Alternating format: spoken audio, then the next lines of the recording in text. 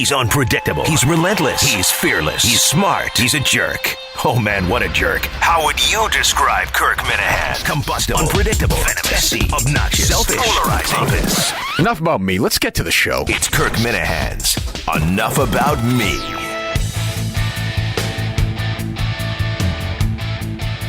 So we were talking about Ben Kitchen, the great producer of this podcast, and I were talking about having Lenny Dykstra on. I think even before the book came out.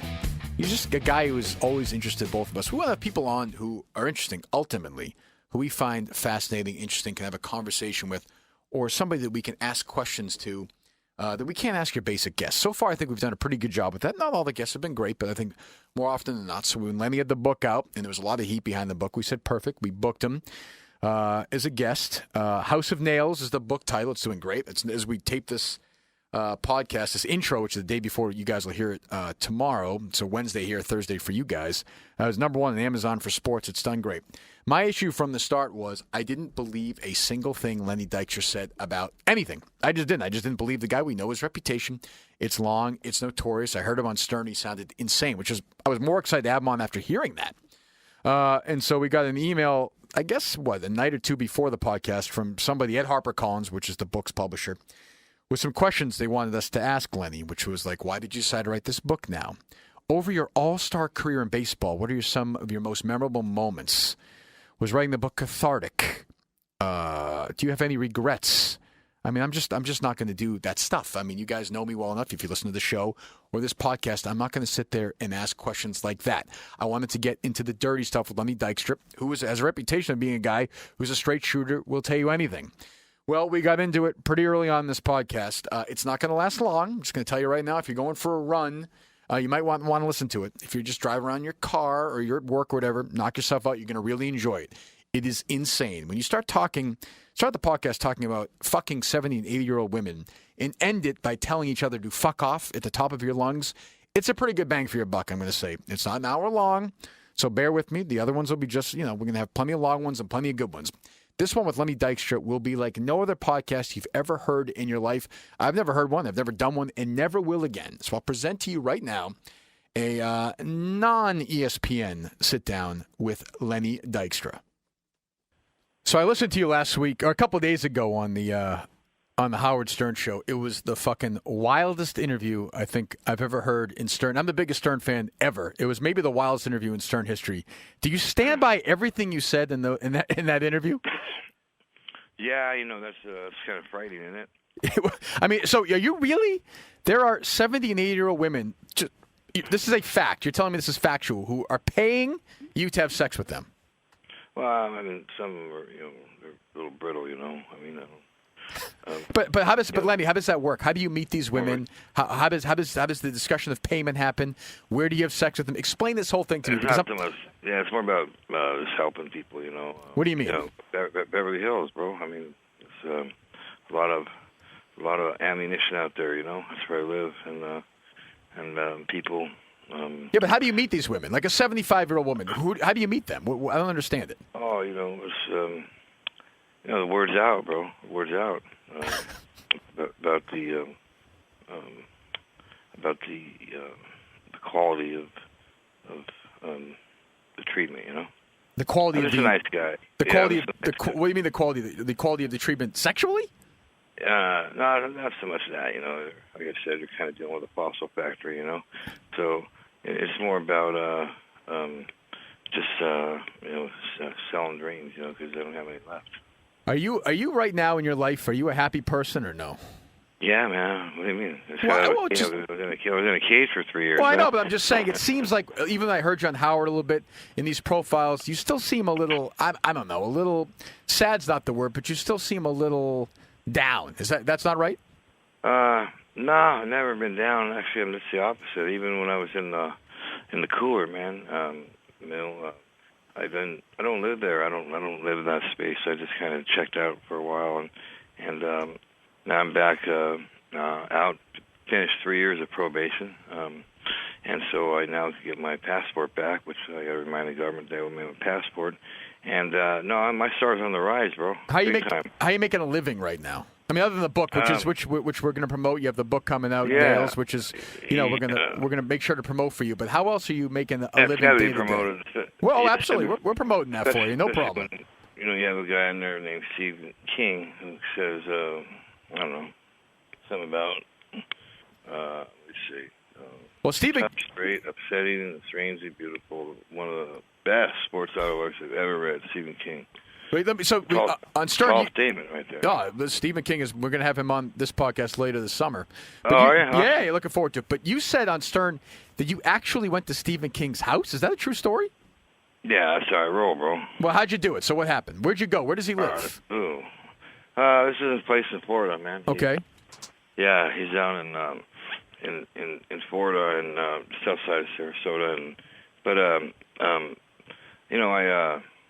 I just wanted to make sure that he could read the manuscript, and I said, I'm not asking for anything. If you feel it's worthy, you could write a few words about it. And I know he's a baseball fan and he's a Red Sox fan, so also that he's a genius. I mean, like I said, I had a lot of time to read in the cooler, so that's an honor and a privilege to have him on the front, and my man Jack Nicholson on the back. Yeah, how'd you get to meet Nicholson? How did that relationship start?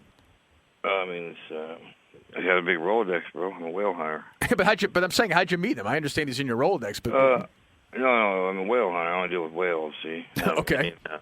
Yeah, so I met him. I don't know, through some party. I don't know. And then we kind of hung out. I used to bring him to Dodger Stadium. He used to bring his kid out there before batting practice, and they'd watch. And so then, he'd go to some parties. Where's old Nails? And great guy, man. The guy, he might be the coolest dude without trying to be cool there is. Did you write the House of Nails? It's called. Did you write this book on your own? Is there a ghostwriter, or is this written by you? Yeah, the ghostwriter got executed. Well, what happened? He couldn't. I mean, it wasn't his fault. I mean, God himself could have been my ghostwriter. I mean, so about a year into it, I mean, look, if I'm gonna hang my balls out there, and put it out there on blast, I'm gonna make sure it's written the right way in my voice. And so I figured that the only way to do this is for me to do it. So I just called my editor about a year into the process, and I said, listen, man, I just fired my writer. I'm going to write this thing myself. And, it got kind of quiet on the other end, but I basically locked down and put myself up in a room, and 6 months straight, blood on the keyboards every night, just slashing and burning and grinding and doing everything I could to... You were literally bleeding on the keyboards? Oh, yeah, man. That's how I roll. Face plants every night. Face plants. How do you? So I'm looking at this. I'm just looking at this story from 2009. This Mike Fish story from ESPN. And Lenny, it is a long list. You know the Players Club stuff. But give me a second. The Global Forum, K&L Gates, the Gretzky House, the Gulfstream Jet, $227,000. Your own family, your mother, your brother. When you want to get the facts, read the book. I mean, that's why I wrote the book, for bozos like that. Did you ask? Did you ask your mom to borrow you for her to lend you $25,000 and put on her credit card and then not pay her back? I have no idea what you're talking about. If you want to talk about this, then I'm going to hang up. I'm just trying to ask. Come on, man. Read the book then, man. How about that? Lenny, read the book. They didn't send me the book. I'd like to read the book. Read the book. We'll buy it then. Go buy it. I will buy it. I'll promote the book. Buy it, man. But be prepared when you do your work, man. I am totally. I mean, don't start throwing out dirt out there that you don't know about. There's no dirt. Come on, man. This is no dirt, man. No dirt, man. What are you talking about? Okay. Yeah. We'll move on. Yeah, let's move on, man. Let's move on to something that matters. All right. You got the book. It's right out here. Read the book. Here we go. I got the book thing right in front of me. Yeah, read it. Don't waste my time, man. I don't want to. I have a lot of interviews. I want interviews. Dykstra borrowed $250,000 from New York literary agent David Vigano last May. Never paid them back. $227,000 to Gulfstream. Never paid them back. Players Club, $125,000. Never paid them back. Hey, buddy. What's truth? What's truth and what's lies? You know what? Lenny, I want the whole story. You want the whole story? Yeah, I want the whole story. How's this, man? How's this? I'm going to hang up. How's that? Well, you can't have a conversation? Because Sorry Dude, about kissing your ass like no, Mike and no, Mike no. or Sports Get the Center. fucking facts right. Why don't you? How about the facts? Why don't you answer Get some? the facts Why don't you straight. answer some fucking questions, huh? You're No, such a tough guy. really? Why Your don't you nails. ask some questions Your that nails. matter? You're Mr. Clutch. Your nails, tough guy. Why don't you hang on the phone and answer some questions? You want to do that? Why don't we do it in person? It'd be easier. Anytime. Ventura County Okay. Tax Collector's Office. You owe $400,000 in back taxes. You owe your brother $3 million. Wait. What's that? My brother, I do? Ventura. Really? I'm telling you what the story Hey, says right here. Hey, dude, you know what? Dykstra's younger You know what? brother, Kevin, You're the worst, alleges brother. Dykstra cheated him out of $4 million on the sale of family-run car washes, though Kevin is yet to file suit. And he hung up, Ben. We lost him. See, we're not done yet. This is my problem with ESPN in a nutshell right here. He went on SportsCenter. He went on Mike and Mike with Russillo and the old quarterback. Danny Cannell. They didn't ask him these questions. I'm going to bring Lenny Dykstra on. Howard Stern, my idol, didn't ask these questions. I'm not going to have Lenny Dykstra on and play slapdick and ask him about the 86 Mets. I want to do some of that. I think we're having the fun back and forth to start the show.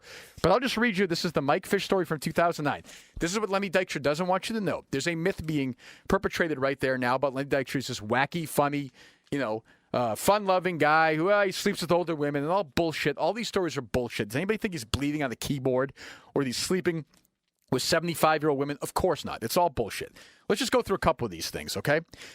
In the past 2 years, since 2009, Dykstra's been the subject of at least 24 legal actions, including 18 since November. I went through them all. His brother, Kevin, alleges Dykstra cheated him out of $4 million on the sale of family car washes. His mom claims he took $30,000 and put it on her credit card. He never paid him back. Global law firm K&L Gates did Dykstra not pay them back. Dykstra borrowed $250,000 from New York literary agent David Villagano last May with an agreement to repay him $300,000 in November. Dykstra did not come up with the money. He sued him. He started this Players Club magazine. $125,000 in checks he made employees write to him. He didn't pay them back. This guy, Kevin Coughlin, who wrote the story for GQ magazine, Dykstra took $300,000 from this guy, allegedly. Again, it's all allegedly. And I'd like to have Lenny come on and answer the questions back and forth. He was afraid to do that. This is why ESPN is the safest zone in the world. They'll talk about the old days. This guy is a guy who took money from people. He scammed people. I'm not going to sit here and have a tickle fest with the guy. We could do some of that, and we'll promote his book. Pop it up again, Ben, real quick, would you? The book is titled House of Nails, A Memoir of Life on the Edge. And I'm sure Lenny gets into, he wound up in prison. He stole cars. And more people who he owed money to. He spent a couple of years in prison. He has had drug problems. I think he has a lot of personal demons. I have some sympathy for the guy as somebody who has some as well. But you have to come on here, and you can't be afraid to answer one or two tough questions if you're on a book promotion tour. I don't think, call me crazy, I don't think that's unreasonable. I don't think that's unreasonable at all. And, obviously we're not going to have him on again. That's too bad. And if you want to get the book, get the book. I don't know how much of it is fiction. I heard him on Stern for an hour. I didn't believe much of what he said. I tried to ask the guy legitimate questions, and unfortunately, he wouldn't answer these questions. That's too bad. He's divorced from his wife of 23 years. His mother and brothers are estranged from him. A couple of years ago, he listed his net worth at $58 million. Well, that's not the case. He couldn't post a $500,000 bail a couple of years ago. His brother... He's not paid the $4 million his brother claims he owes him. That his brother wound up cooperating with the Mitchell investigation, which Lenny wound up with for steroids, which I don't give a shit that he was doing steroids with the 93 Phillies. That doesn't matter to me. Everybody was doing steroids then. So what? It's not right. But that's when you talk about Lenny Dykstra, that's honestly the least of the issues. It's a guy we worked with at that Players Club magazine. He started a magazine called the Players Club magazine. The plan of that was, and if you think about it, it's not the worst plan in the world. So this magazine was a high-end thing. It was going to be sent only to NBA, NHL, Major League Baseball players, right? NFL players. And it was basically a service for these guys. How you can find this, how you can do that, some investments. It was going to go to them only. The thing, of course, turned out to be a total scam. People lost millions of dollars because that's what Lenny Dykstra is. He's a scam artist. And we could come on. I thought you would have some ability to talk about the past. If you can have a book where you talk about all your demons in the past, talk about them. And if you think the Mike Fish story from ESPN is bullshit, tell me it's bullshit and go point by point by point. But he wants a day of getting, his knob rubbed, I guess, by the media around the country. And they're doing that, and they're allowing that to happen. I'm not saying I'm some tough guy. I'm just saying I'd like to have a real conversation with the guy. If you're going to write a memoir of life on the edge, it's Stephen King, who I admire a lot. I think is one of the great fiction writers of the last 100 years.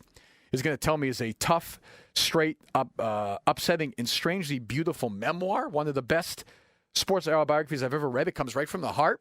Well, Stephen, I mean, what's in there? Do you think Stephen King read the whole book? And by the way, you think Lenny Dykstra went to Stephen King's house with blood on the manuscript? That's what I'm saying. I'm just trying to pick through it and get some of the truth. I wanted to have a real conversation with the guy. Maybe I jumped on him too early. If you're tuning in for this podcast looking for a long conversation with Lenny Dykstra, I apologize. He was pretty quick to hang up, but maybe I fucked up too. But eventually, we were going to get to these questions. It's too bad we couldn't have a longer conversation. This podcast couldn't be longer. So when Lenny Dykstra podcast pops up for you guys on Thursday, and it's how long, Ben? 14 minutes? I think I will say you're going to get a bang for your buck, right? Not often you hear a podcast guest and another guy telling each other, fuck off. So you're going to get that. I wish it could have been longer for you guys, and we're going to get you plenty more great podcasts here on Enough About Me. This one is unusual. Put it this way, Jan Volk and I weren't telling each other to fuck off. I don't remember. I think Drew Bledsoe told me to go fuck myself. Didn't hang up on me. I expected a little more, but at the same time, I didn't. I didn't know how it was going to start, how it was going to end. I can't say I'm totally stunned at this. It's over now, so, I mean, you've listened to it. I would say it's worth listening to just for the madness of Lenny, and probably for my failures, too. Probably I fucked up, and for that, I apologize. We will do a better job, I hope, next week. All right, thanks as always for listening to the Enough About Me podcast. If you want more podcasts like this with guests like Artie Lang, who else is going to have Artie Lang and fucking Bob Ryan on the same podcast, or David Portnoy and John Tomasi? If you want to listen to podcasts like this, you go to iTunes, Stitcher, you go to WEI.com, you go to the mobile app. When you go to iTunes, leave a rating, leave a review, and subscribe. That's going to help us out a lot. If you want more of these, leave a rating, leave a review, and subscribe. Make sure you do that for me. That is a command. Now do it.